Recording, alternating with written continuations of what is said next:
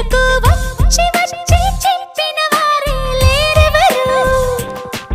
ఒక నిమిషం కోపముతో మరు నిమిషం నవ్వులతో నన్ను మురిపిస్తావో మరిపిస్తావో ఎందుకు. నీ బంధము ఏమిటని ఏ బంధము మనది అని నేనాలోచిస్తే బదులే దొరకదు ఎంతకు. ఇంతకు నువ్వు